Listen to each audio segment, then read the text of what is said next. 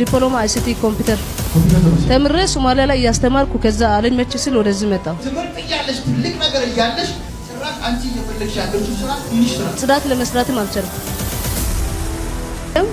ቁርስ ምሳ እራትም እዛ ነው፣ ቤቱም እዛ ነው። 6000 ብር ደሞዝ ተብሎ እዛ ተቀጠርኩ።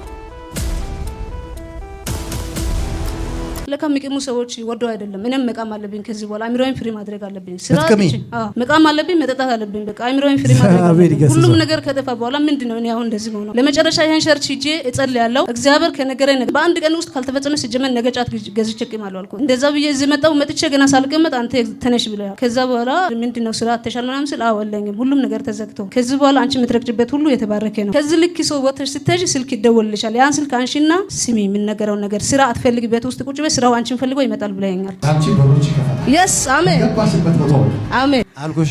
ከዚህ ከቸርች እንደርኩ ስልክ ተደወለልኝ። ከዚህ ስትወጪ እኔ ግን ከአንድ ቀን ካለፈ ይቅማለው ነበር ያልኩት። አንድ ቀን ይቅርና ከዚህ ልክ ገና ቤቱን ሲከፍት ስልክ ተደወለልኝ። ጫቱን ቀደምሽው ይሁንልሽ በኢየሱስ ስም።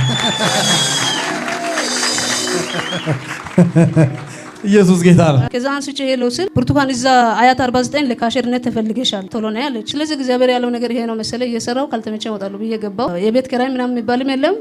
ቁርስ ምሳ እራትም እዛ ነው፣ ቤቱም እዛ ነው። 6000 ብር ደሞዝ ተብሎ እዛ ተቀጠርኩ። ስለዚህ ለእግዚአብሔር ኢየሱስ ጌታ ነው። ለጌታ ክብር ይመጣ።